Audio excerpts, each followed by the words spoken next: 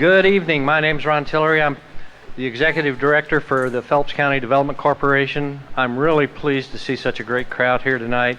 I know there's a hunger for more information about the incredible project that is coming to Phelps County, and this is the first of what we hope will be more additional meetings to provide information as it's developed. I do want to emphasize that the Nebraska bioeconomy really is nothing new, but there's a new emphasis on it, and we've got people on the stage today. They're going to talk to that, and so I'd like to introduce them first. To my immediate left is Julie Bichelle with Global Sustainability Development Group. She also leads the Nebraska Bioeconomy Initiative that was established by Governor Pillen. Next to her is Shane Westcott, local farmer. He is also the president of PCDC. Then we have Mike Darcy, the CEO of DG Fuels, and the center of attention this evening, as well as the center of the table. Next to him is Tom Kent, the CEO of Nebraska Public Power District, and Chad Waldo, the general manager, I think, is that the correct title, with Southern Public Power District. So I don't want to delay, but I do want to mention that one member of this development team that is not with us this evening, but that has played a pivotal role, is Governor Jim Pillen. Without his leadership, a lot of what we're doing would be much harder, maybe not even possible. So we want to thank Governor Pillen for that, the impetus and the support that he puts behind this. This evening we're going to have presentations by the people up here on the panel, and then we're going to open it up to questions after that. Questions are going to be collected on the note cards at your tables. So if you do have a question you would like us to address, please write that down. Stacy and Sally, I'm not sure where they are right now, but Stacy and Sally on my staff will come pick them up from you, and then I'll moderate or read the questions from up here, and our panel will address them. So with no further ado, I'd like to turn the mic over. We're going to have to share this mic. Turn the mic over to Shane Westcott. Thank you, Ron. Again, thank you everyone for coming. Really appreciate it. This room shows there's a lot of interest in this project, and really do appreciate you guys all coming out to find out some information on it tonight. I'm just going to go over a few key points and whatnot on what to look forward to, and then I'll turn it over to Julie and Mike for the rest of the evening. This project truly is generational for our area. It has a potential to have a positive economic impact for multiple generations, and I can't stress that enough. Our kids have opportunities to have good paying jobs to stay home for or come back home to, which is big too in my mind. It truly does fit our market perfectly. Our area producers are some of the best, if not the best, in the world. We're already producing this product, and it can be harvested with relative ease. We understand that there may be some concerns for growers and livestock producers alike. Our belief is that our producers, again being some of the best and innovative in the world, will be able to easily address these concerns with a positive outcome that will benefit all. Phelps County truly is the perfect place for this to be. Nobody can do it better. Our natural resources allow us to access this new income with more consistency than anywhere in the U.S. While doing this, we will be diligent in protecting our area's most valuable natural resources, our people, our water, and our land. We do have a great team. With the support of the governor, Julie Bichelle, and Mike Darcy, this project truly does have the potential to be a game changer for our area. As far as communication goes, through all of this, our intention is to have open and clear communication with everyone. We encourage questions in dialect and everyone will receive an equal opportunity to participate in this project. I can't stress that enough.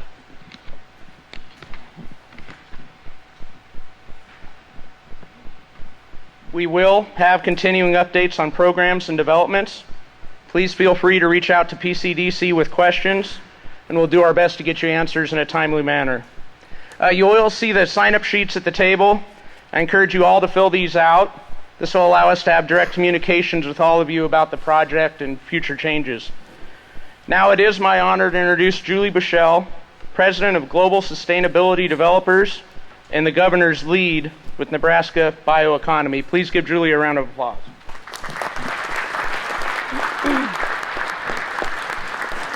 Thank you, Shane.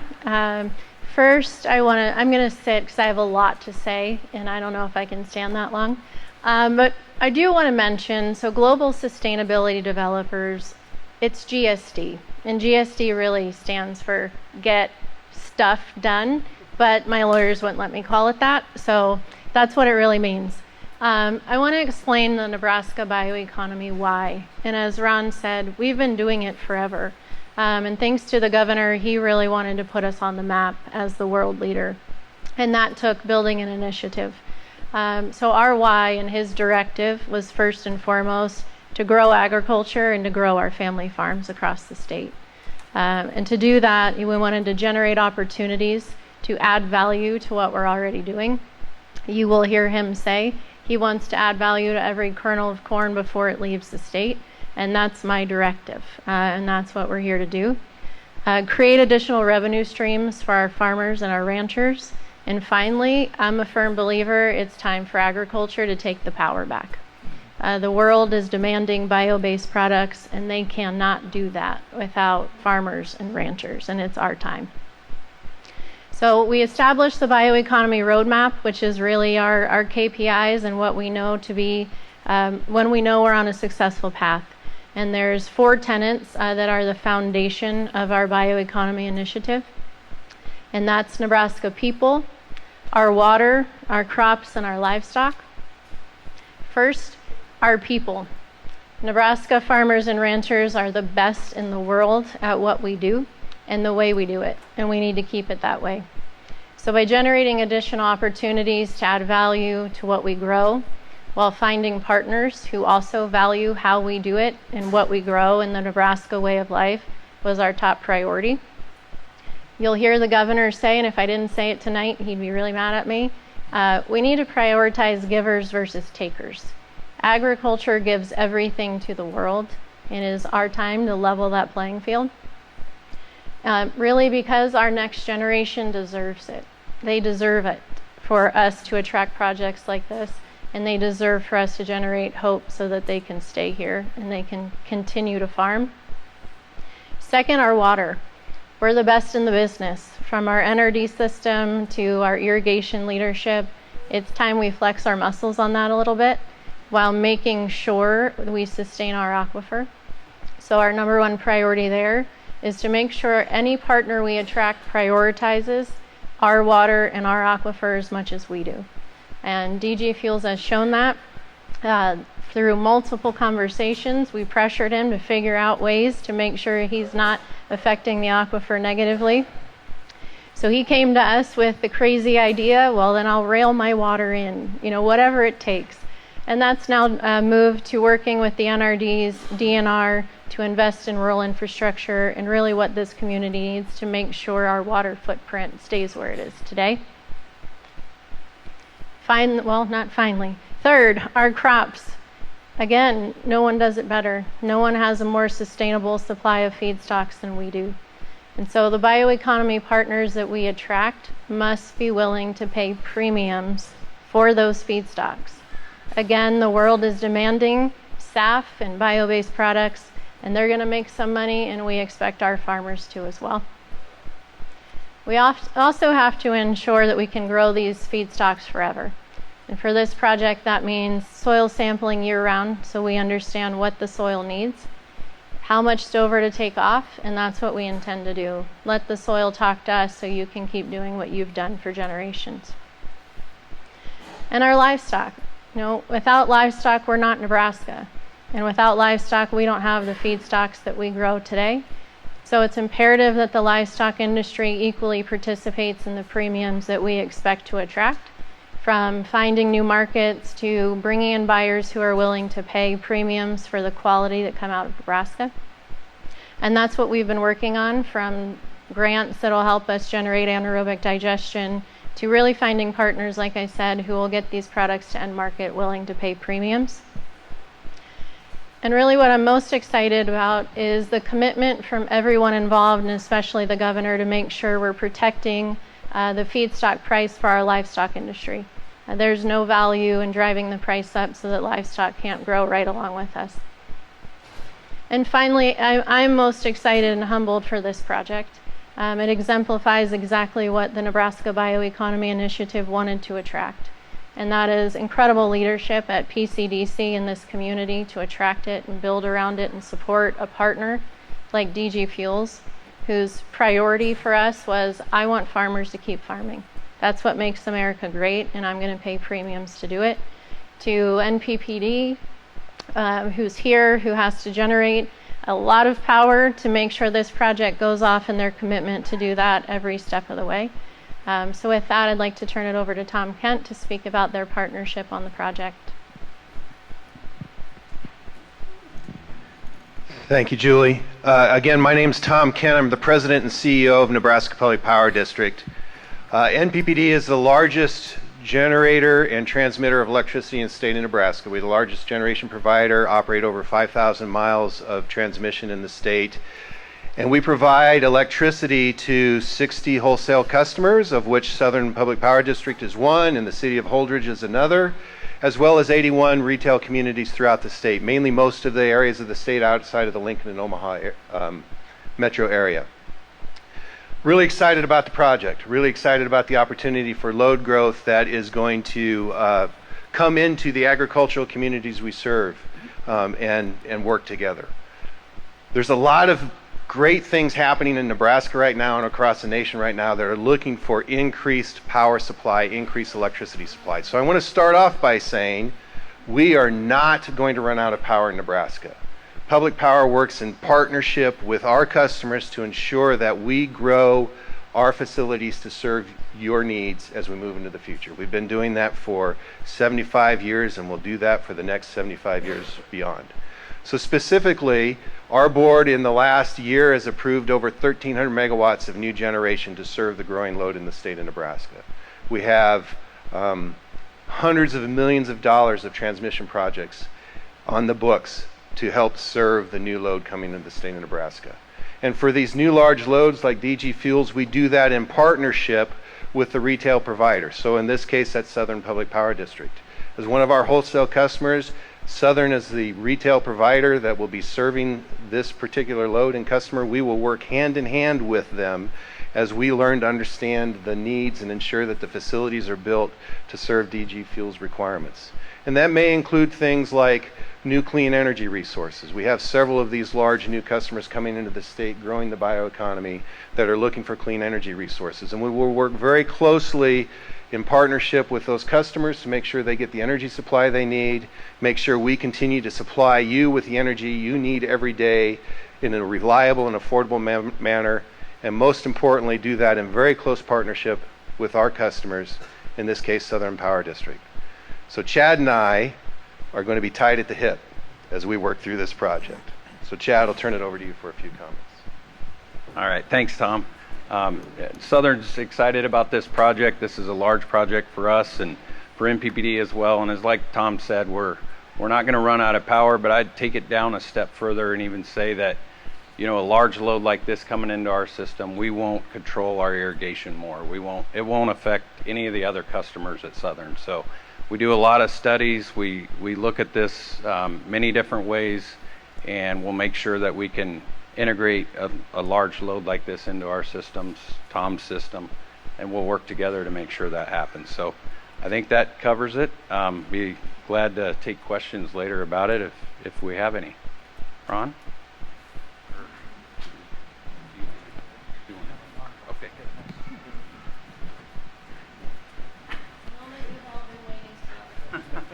I better stand up in that case. Ladies and gentlemen, I really appreciate your time here this evening. Let me give you a very short primer on what SAF is. Sustainable aviation fuel is nothing more than a drop-in jet fuel that is the same fuel that any engine on an aircraft runs on today. It's just that its carbon is biogenically derived, not fossil fuel. Now, it's unusual for a project developer to practically be stalked by the development team in a state. Okay?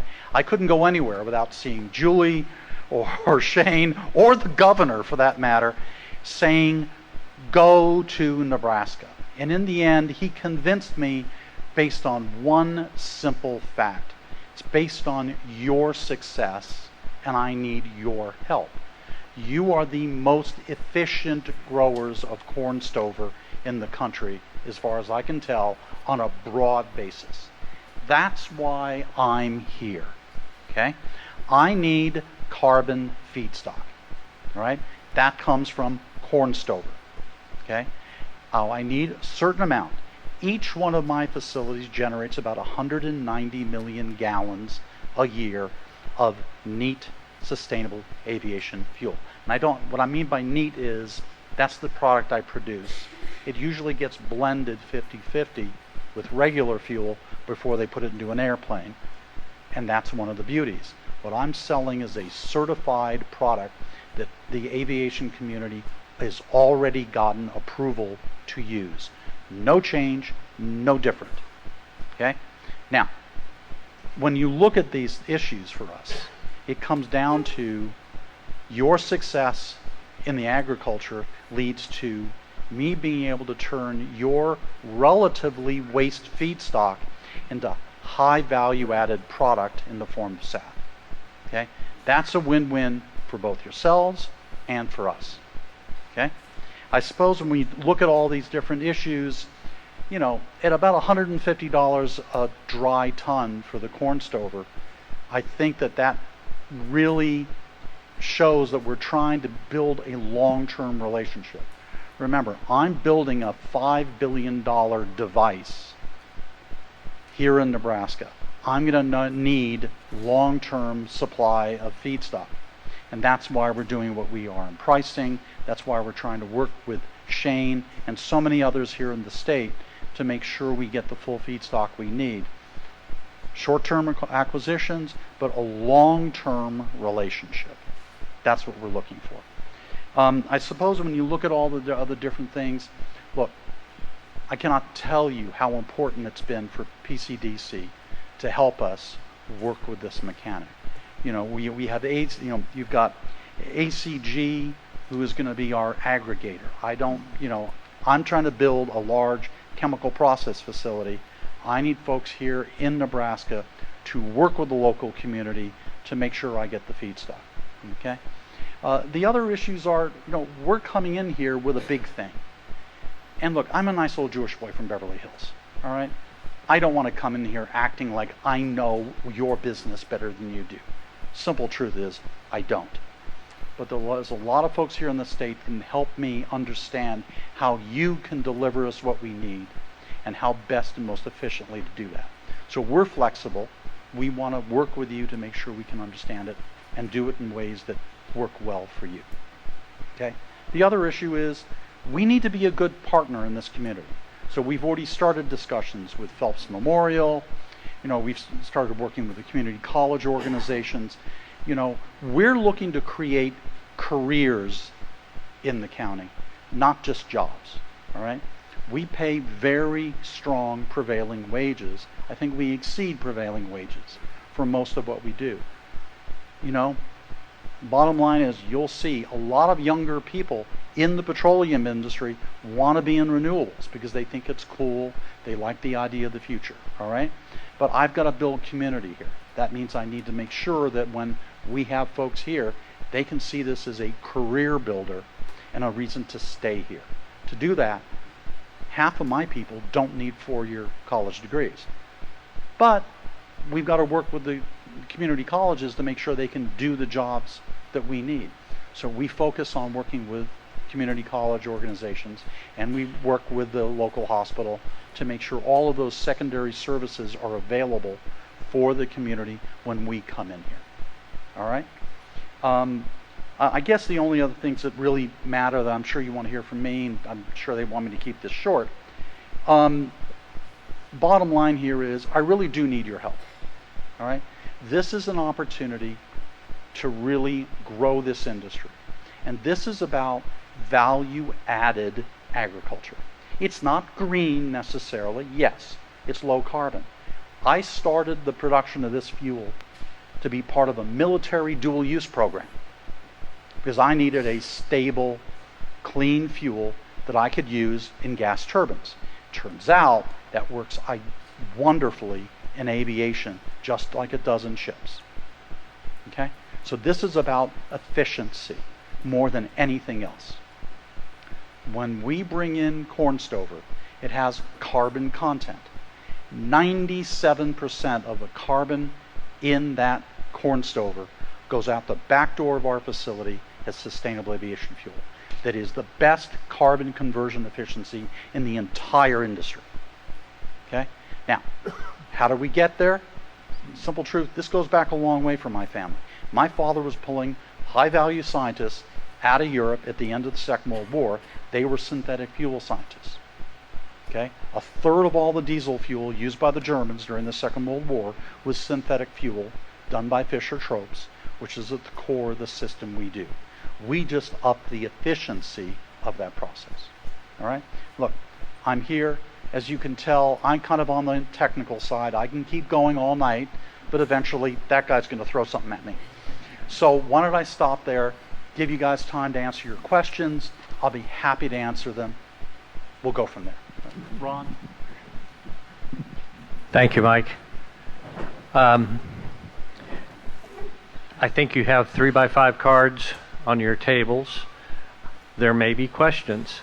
I've fielded a few before the meeting this evening, so we're happy to receive your questions. As I said, Stacy right back here in the middle behind the camera, and Sally right over here by the coffee pots. They'll pick up your questions if you just raise your hand in the air with the card, and then we'll get started. As Mike said, and others on the stage have said, this project, we believe, is a perfect fit for Phelps County and for Nebraska. And we're really pleased with the interaction, the relationships that we've built with DG Fuels and their development partners. And to reinforce what Julie mentioned, we believe they're going to contribute to our economy and not take away from our economy. So, thank you, Sally.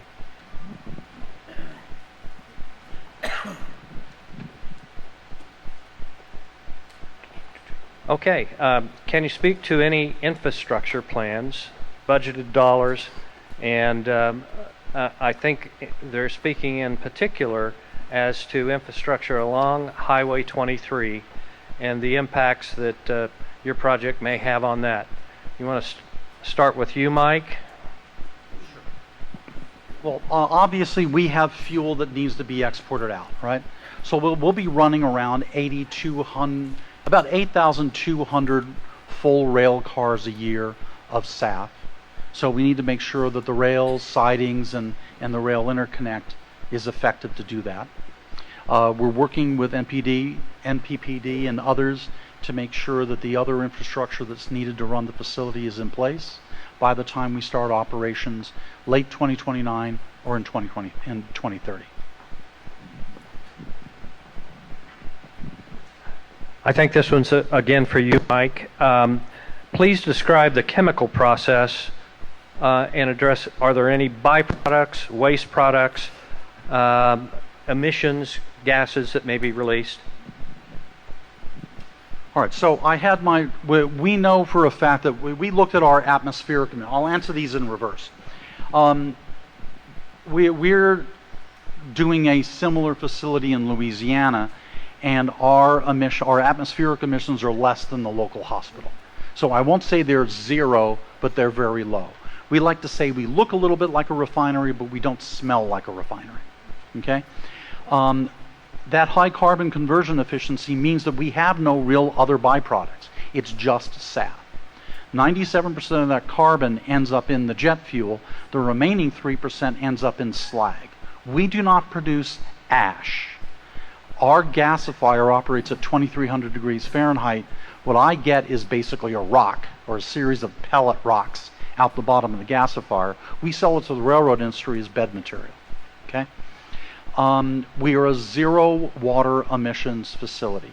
Now, it's been mentioned by other folks that we've actually gone as far as saying, hey, if the water is an issue, I've got to bring back the same rail cars that I send the fuel out in. I've got to bring it back.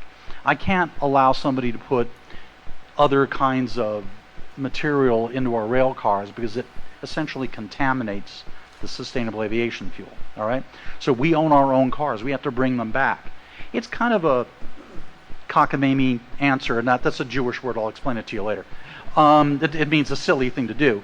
But yeah, we have bladder cars. We can move water back from where we deliver the fuel to reduce the impact on water use that we would be doing in the area. That may or may not be needed, but I got to bring those rail cars back. There's no point bringing them back deadhead.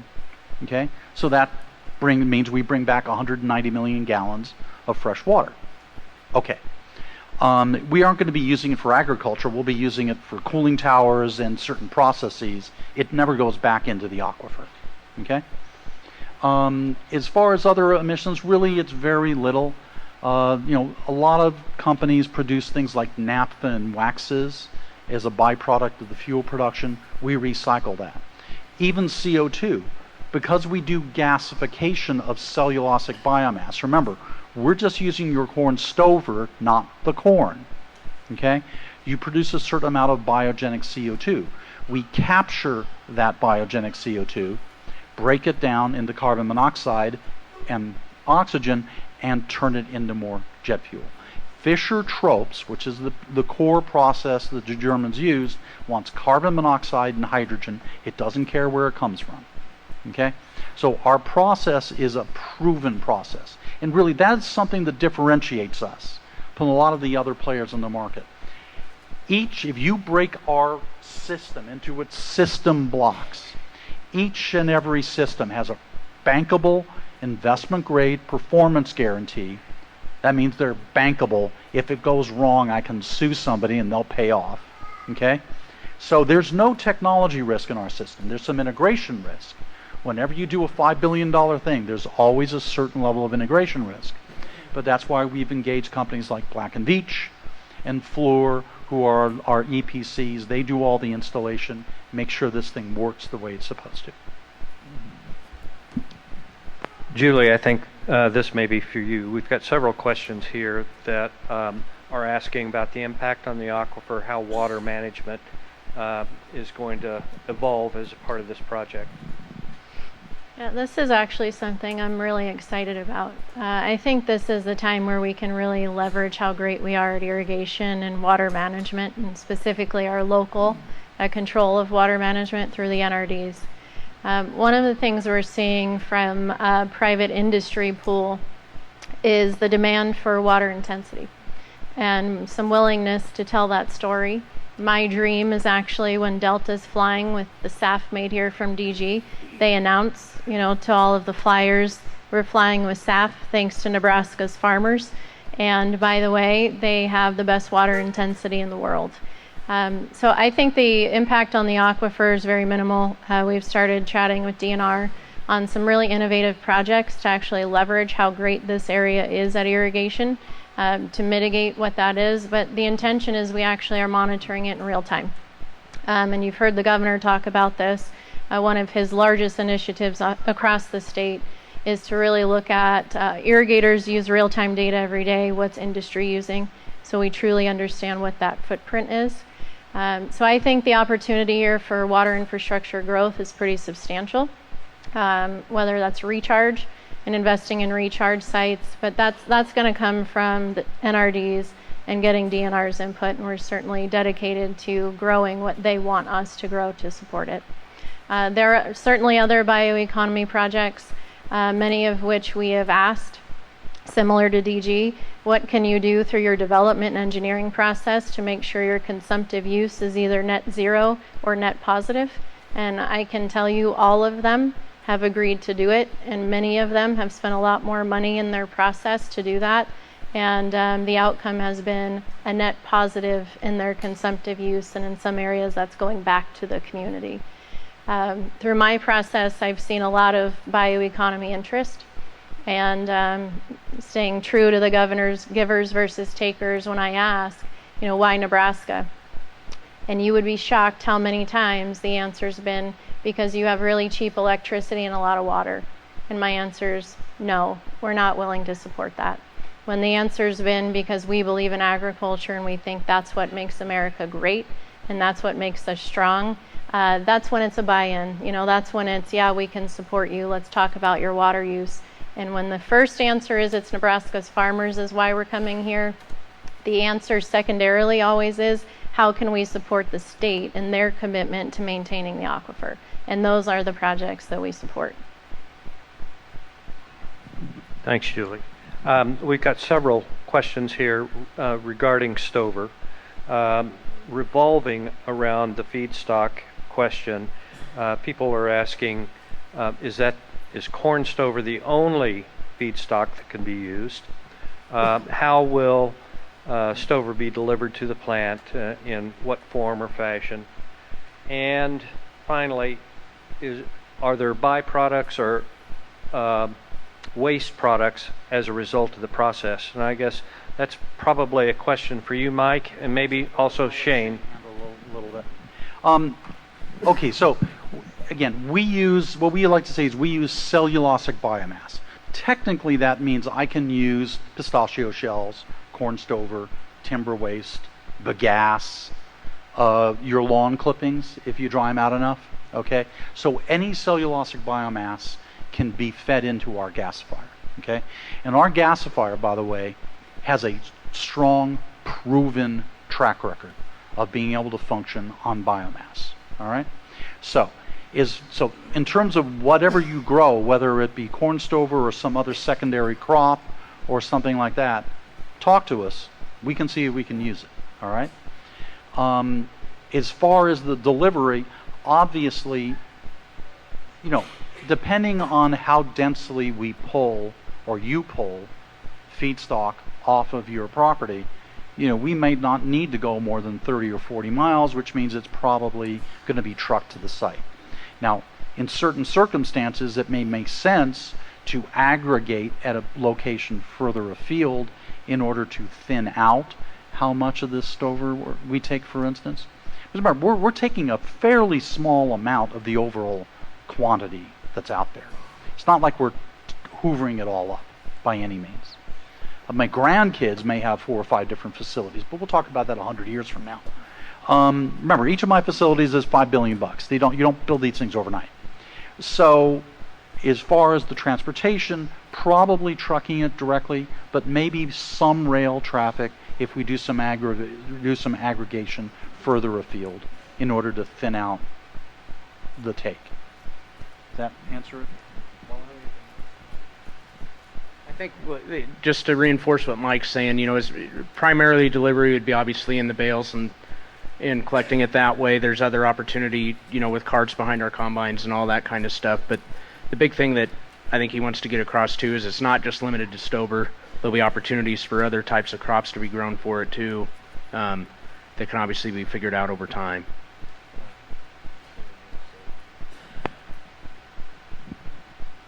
We may come back to that with another question. Got several questions here regarding the construction process, the ramp up, and related to that, probably we could weave in the housing demand for temporary housing that would or evolve into more permanent housing. So, Mike, maybe you could address how you see the construction process unfolding, local contractors versus others that are brought into the process, that sort of thing? All right, so look, this is a large-scale project. Lenders are going to want to have bankable engineering, construction, and procurement companies like a Black & Veatch to do a project like ours. We see construction peaking at about 2,300 people, give or take. That's probably going to start off initially with around 800, ramp up to that 23, and then go back down in the final year as we finish install and wiring and things of that sort. Okay? A lot of that equipment will come in by rail. Some of it will come in down Route 80. We're probably going to be bringing in upriver modules in the 200 to 250 ton range. Some of those will be driven right down I-80, probably in the middle of the night, and then be installed at the facility. But that's no different than any other large industrial facility anywhere in the Midwest. I've lost the thread here a little bit. What, in terms of housing? Oh yeah. So look, one thing I will tell you is, under no circumstances will there be a man camp. We are planning to build what you're going to basically see is residential housing. And I say we're going to facilitate it. There are other folks here in the state that are actually going to do that. Early on, you'll probably see bunk beds in those houses, condos, or whatever you're looking at. But then they will end up being downsized to being an employee's residence with his kids and family. Okay? So that's what we'll do. We'll work with folks here in the state to make sure that that housing is available. I cannot attract the labor force to run these facilities unless they have a place to live. So we have to make sure we facilitate that. Okay? Moving to a different topic,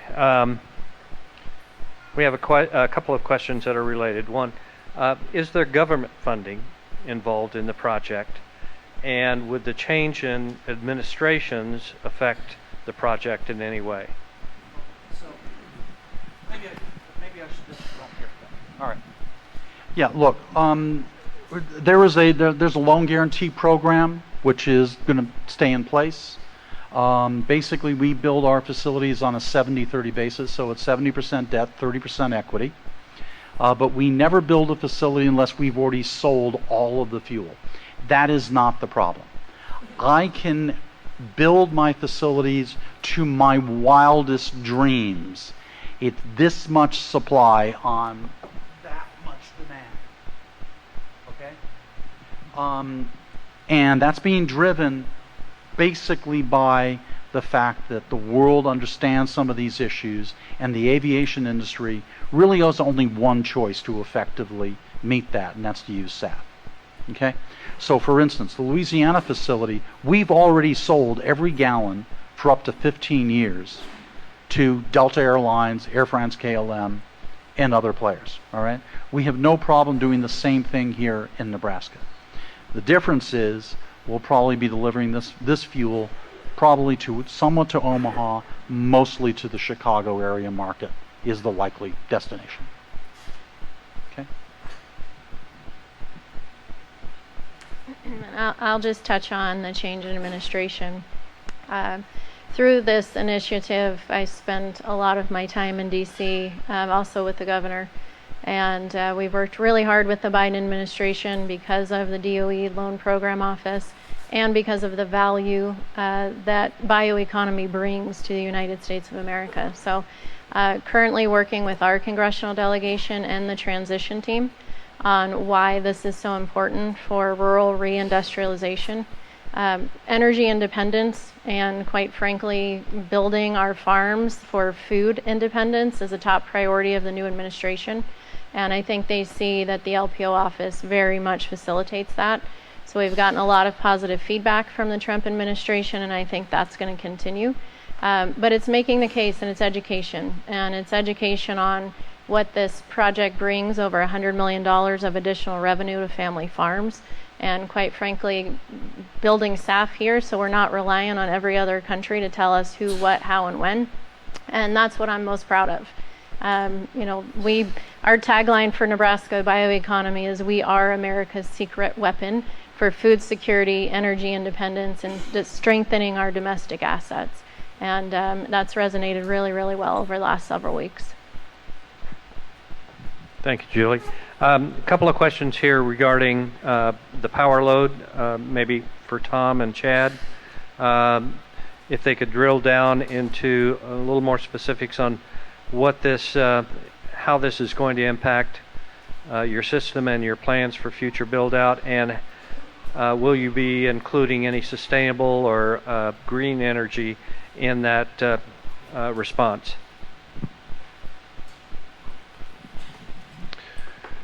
Yeah, so a little bit about power supply. As I mentioned in my brief comments, we have projects in place to add about 1,300 megawatts of new generation to ensure that we have the resources necessary to provide for reliability. Those resources are large reciprocating internal combustion engines. Think of it as a very large diesel motor, and combustion turbines. So those projects are in place. Our board has approved those, and we're in the process of starting to issue contracts for those projects. And that's to serve our entire load growth, more than just what we're talking about with DG Fuels here as well.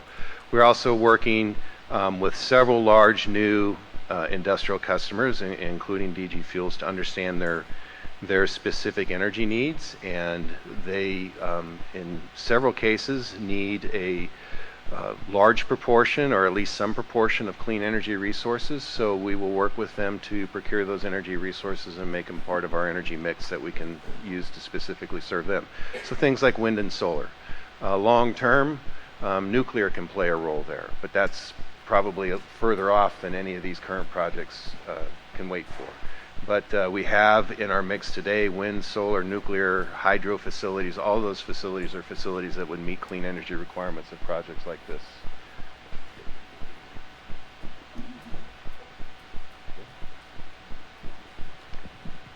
Julie, I think I'm coming back to you on this one. What information has been developed to determine the economic impact that this project may have on our region? Well, first I would say NPPD ran the economic impact study on this project. I think, again, I did mention, but what we're most proud of is the additional $100 million of on-farm revenue per year because of the premiums being paid for stover. That, again, was the number one priority for bioeconomy. The second piece of that is actually building an economic model that takes into account the variables of a bioeconomy. And what I mean by that is looking at the value of the stover. So when investors like Mike are willing to pay premiums, how does that affect the farming community, all the way to extending the life of the aquifer. So when we're neutral on our consumptive use, that also plays a role in the long-term economic impact and sustainability of a community. So that's what we're working on today. We're partnered with DED on that and many others to make sure that the economic models for all of these projects for bioeconomy are accounted for. Typically, you don't see projects, right, that have the premiums being paid and that are willing to offset their water footprint and invest in the community the way these bioeconomy projects are, and we need to make sure we're capturing them. And I would just say, this is a new way of doing business.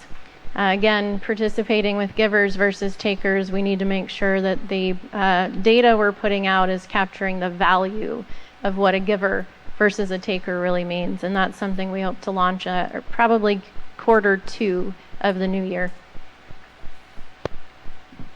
Thank you, Julie. We've got several questions here about impacts on local communities. Clearly, there are economic advantages and benefits that will flow to communities, but also there may be some points of stress for communities to accept new residents, impacts on local fire and safety resources and that sort of thing. Okay, like I said, we try to be as good a neighbor as we can. So first of all, as far as housing, for instance, I've already mentioned that we're working with those here in the state to make sure that proper housing is available long term. So both short term for the construction folks and long term for our long-term employees, right? I've already mentioned that we're already talking to the community college organizations, to Phelps Memorial, to work with them to make sure that healthcare, the quantity and quality of healthcare improves, doesn't degrade because of our positioning here. This goes, it's simple as, for instance, we need an infirmary at the physical facility. We want to work with Phelps Memorial to turn that into an urgent care that is not just available for the staff at the facility, but also for the local community. That will help take pressure off your emergency room because it gets busy sometimes with folks that don't need to be there. We also work heavily to make sure that, for instance, a lot of your young people, we'll put them on what we call paid internships. Because guess what? The tuition is generally available, but they need to have enough income to be able to afford to go to school because they're busy working 60 hours a week flipping burgers. Okay? That's a job, it's not a career. Okay? Other, this fundamental, rudimentary issues. We've already started working with the local townships to talk about providing funds to boost their ability to produce, make sure that water and sewer and fire services are expanded and available to make sure we don't stress the system, we help the system.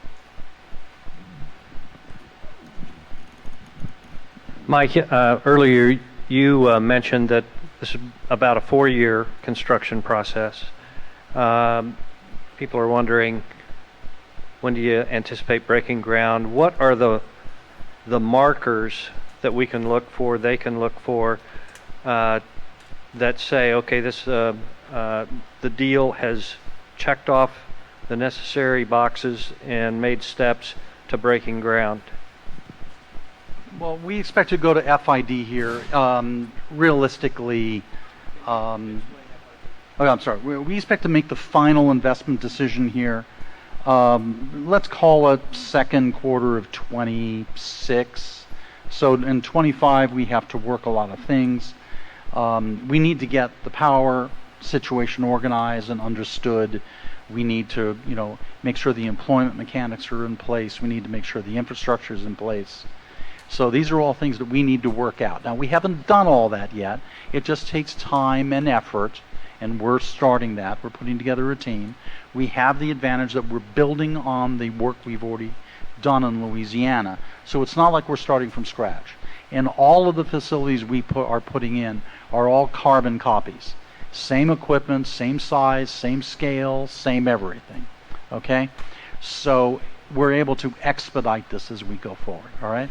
I think realistically, you will know in real ways probably, as I said, first, second quarter of 26, we'll go to a hard commitment and start construction. Okay. And I would also say we certainly don't want you wondering. So the game plan is any new large development, breaking ground, it's moving forward. We want to have another town hall. So this isn't just one. This is the first of many. And if it goes well and this is a model that you all like, this is something we'd like to do, certainly when there's a large announcement, but I don't think it's off the mark to say every 6 months to keep you updated. Got several questions here that I think are related.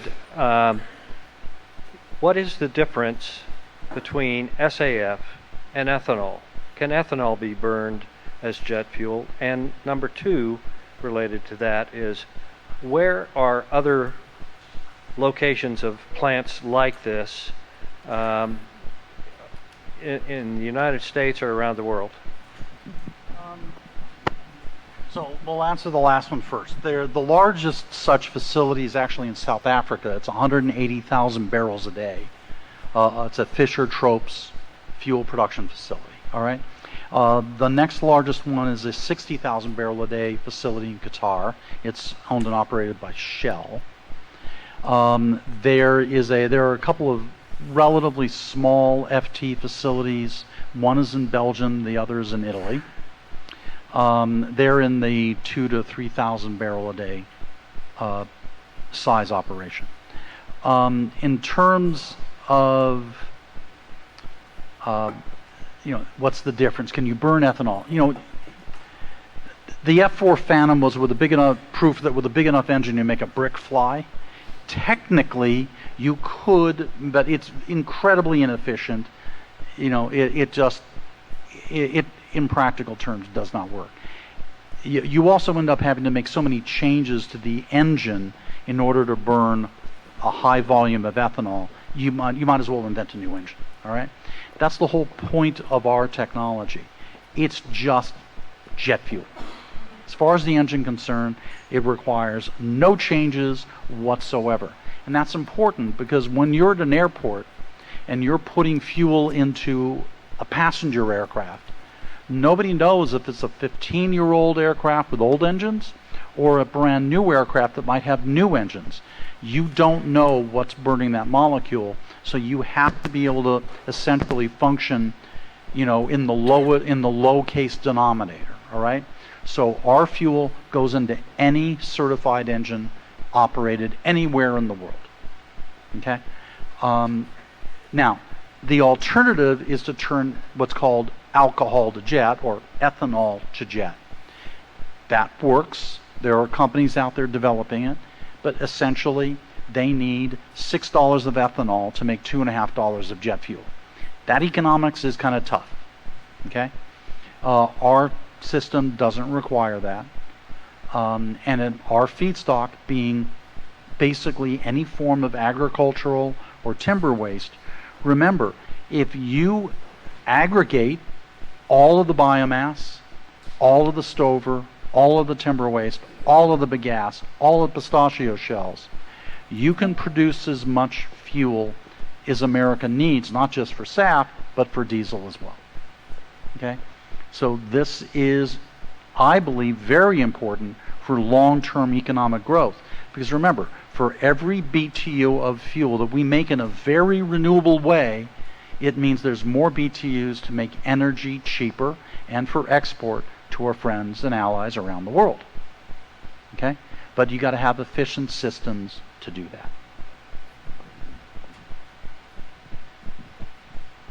And I do want to speak to ethanol or alcohol to jet a bit. Another charge for bioeconomy is to grow what's already growing and add value to what we make in the state. And that's 23 ethanol plants, and we're darn good at it. So we do have other bioeconomy projects that are interested in taking ethanol to jet and adding value there as well. That's not this project, but you're not in it alone. There are other projects across the state that are looking at developing SAF here, leveraging our ethanol plants and our ethanol partners. Shane, I think this one's coming to you with maybe support from Mike, but this is about stover logistics more than anything else. Number one, how much stover is going to be needed on an annual basis? How will it be collected and baled or delivered? And are you looking for specific components within the stover classification? And finally, questions of concern from livestock feeders. Or a rancher is concerned that he's going to be priced out of the market. So yeah, as far as the total amount of stover needed, it's going to be around 1.5 million tons of dry product, correct? Correct. Dry product. So obviously we all understand shrink as farmers and everything else. With our estimates in the 8-county region, which does not include the entire area, the 75-mile radius that they're looking at pulling it from, there's an estimated 4.5 million tons of stover in that area, and he's needing 1.5. So, approximately 25% of the acres are what are needed. Obviously, depending on what the farmer decides on how much to take off the field, it'll take some more acres than that. But according to our numbers, there's plenty just in the area already of what is needed, which I think also kind of leads into the livestock question part of it, where if we're only using 25% of the acres, there should still be plenty of stocks for everybody to use for cattle grazing and everything else. Obviously, I don't want to sit up here and pretend like it's not going to be different, because it is. But I think adaptability will take care of a lot of those concerns, and even without that, by no means are we taking all the stover that's available. What was the other question? Was it an alternative product, or what was? Concerned about being priced out of the market.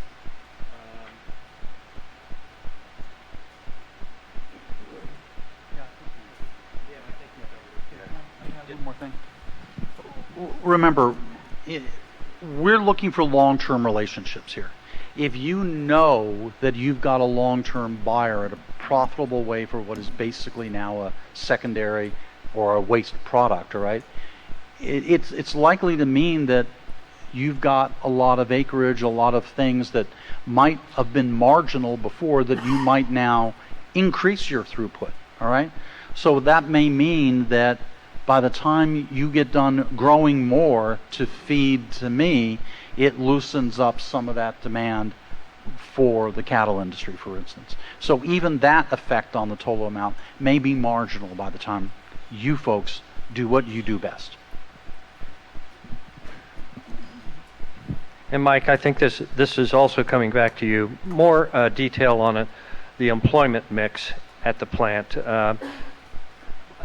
What are the skill levels that you're going to be employing? What are the wage scales? And do you anticipate bringing in people from outside the market to staff the plant? Right. Look, my intention is to hire as many of the people that I need locally as possible. Okay? The lowest wage rate we have in our financials is $62,000 a year plus benefits. Now the highest ones are about 220, all right? These are chemical process engineers, guys with doctorates, guys with masters in chemical engineering, but that's a couple of dozen guys, all right? As I said, about, let's call it 40% of the people we employ will be folks who need a community college degree, not a 4-year degree, all right? I'm handling a lot of biomass. It needs to be managed, handled, and dealt with. We have, relatively basic mechanics that are going to be needed. We have compressors. Now, we do run our facility a little bit like a jet aircraft. A lot of the key components are black box components, all right? That means if something goes wrong, I don't need somebody who can reinvent the wheel. We simply unplug the broken device, send it off someplace where we've got a team of experts who know exactly how to deal with it, and they just plug a new one in. For my facility, being down while somebody tries to figure out what's wrong with a $20,000 compressor is a catastrophe. So we keep extra compressors. Think of our equipment. A lot of you have folks who are in the service. Black box. Think in terms of the way military equipment is owned and operated. Critical components are plug and play. If something goes wrong, you take one out, you put another one in, you get back into operation. You send it back to the factory to get rebuilt and to figure out what's wrong with it. Okay? This is coming back to you again, Mike. I know. Several questions on plant operation, its impact on the environment. Is it a clean facility? Does it have emissions? Is it going to contaminate the atmosphere or soils or water? Well, again, as I said earlier, we're a zero water emissions facility, so we treat everything that comes out of the facility. Nothing goes back into the environment that is not treated and meets whatever regulatory requirements are there. Simple, plain, straightforward. I cannot say we have zero atmospheric emissions, but they're very, very low. We're nothing like an oil refinery. Okay? As I said, I'm pretty certain that our emissions, our total atmospheric emissions, are probably kind of similar to what Phelps Memorial's total emissions are. All right? So very minor. Okay? We have jet fuel. Don't drown in it. Don't sit around in a pool of it with a lighter and smoke your pipe. Okay? Don't do things like that. All right? But we also intentionally buy properties with a pretty strong amount of acreage around us, okay? So you're not going to find a lot of our equipment right up on the edge of the property, okay? Usually there's a certain amount of setback. We usually plant things around us so that it doesn't look quite as industrial, but it also means that there's certain setbacks. So for hazardous issues, that helps a lot. But you know, we don't store a lot of dangerous chemicals. We don't have a lot of chlorine on the facility, things like that. I think the only ammonia we have is for the office cleaning. There's no ammonia in our process. There's a little bit of caustic, but it's not very much. It's in a tank that's going to be sitting in the middle of the facility, so nobody's going to have kids running around getting touched by this. We went out of our way to minimize atmospheric emissions. We even go as far as we have to have a flare. If you're producing fuels, you have to have an emergency flare. Traditionally, that runs on natural gas. We run ours on hydrogen. Okay? Why? Because high school pop quiz for the entire audience. What do you get when you burn hydrogen? There you go. So that's how far we go to make sure we minimize our emissions as much as possible. This is going to be our last question. We promised to get you out of here at 6 o'clock. So I think we've covered most of the topic areas this evening. But Mike, I'm going to let you close it out. We may be able to have some interactions after we're done here before we have to hit the road. But the last one is, does the project need local investment to make it happen? Or the other question is there an opportunity for local investment in the project? Okay, look, I believe in sharing the wealth. It's been explained to me that the key here is value added. Value added for me, value added for yourselves. So we're going to make available some sort of participatory mechanic. Can't say we have that worked out exactly. I'm happy to do it. You know, this kind of a project is very profitable. My mother always told me, follow the money. So that's what I'm doing. So yes, there's going to be a mechanic here that will allow us, especially for my feedstock suppliers. Okay, that's really critical. I can't build this thing unless I have feedstock to run it on. Okay, and as I said, I've said it multiple times. I'll repeat myself. I need long-term relationships. Okay, that's what your industry is built on. You know all your neighbors. You know who else you can reach out to. I need to make sure I work with you. I think part of that is to being able to essentially share the wealth a little bit, so we can do that. What was the other? Yeah, there's an investment there's an investment opportunity, especially through my feedstock supply partners. Okay. As far as the economics of this deal, look, this is the kind of deal that the next administration likes. It's profitable, it's effective, okay, and it creates economic impact. Okay, I assure you, ladies and gentlemen, I'm not a hardcore environmentalist. I originally developed this program to meet a military dual-use program. I grew up with Ronald Reagan and Claire Booth Luce around my family dinner table. Okay? But here's what he taught me about economics, because my father thought I was interested in politics. If I'd been interested in dentistry, I would have been having lunch with the family dentist. What he said was, if in politics and economics, if you raise the cost on the rich, they can't afford a second Cadillac. That kind of dates me. If you raise costs for the middle class, they can't help their kids through college. If you raise costs on the poor, they can't cover their electric bill. Okay? So what we're trying to do is make sure that We're giving you a good price for your stover, allows us to have a long-term relationship, but opens the door for that ultimate higher end number, which allows you to take advantage and really cash in to some degree on it. But those details have not been worked out yet, but the opportunity will be there. Okay? Thank you, Mike. And I was reminded with a second card that we had failed to address an earlier question, so I'll take that one myself. The question is, where exactly is the site in Phelps County? And I can tell you that the site is under control. It's a large site in Phelps County, but we're not in a position to announce exactly where it is right now for a variety of reasons. But it is strategically located, and we believe it is the best site available, and I think Mike concurs that it is going to meet all the project's future needs. We're hopeful that in the near future we will be able to announce exactly where it's going to go, but we do believe it is a really, really good site for this project.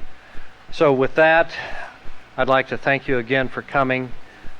It's wonderful to see this kind of interest in this project, which Shane said has the potential to be a generational style impact on our community and our region. We're so excited to have so many people and so many good partners that are here to help us make this happen. So stay tuned. There will be more information coming out soon. PCDC will launch a special project page on its website so that we can continue to push out information as it becomes available. But underscoring that we want to deal in facts and real information, not rumor and speculation. So that's one of the reasons why what you've heard tonight is it is factual, and it's what we can share now, but we hope to be able to share more in the future. So with that, thank you, panelists. Thank you, Mike Darcy, for being here. We appreciate you and the investment that you intend to make in our community.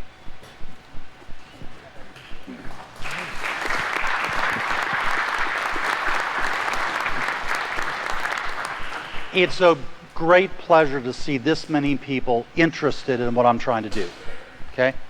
But I really, really want you all to know that folks like Shane and Julie have been the difference between whether we're here or whether we're in Kansas or someplace else, all right? Now, the efficiency of your agriculture is where the mechanic is, but do not underestimate the importance of what Governor Pillen has tried to do to being value added to the state of Nebraska.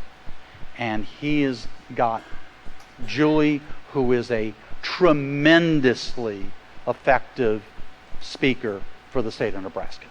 Okay? Thank you all very much.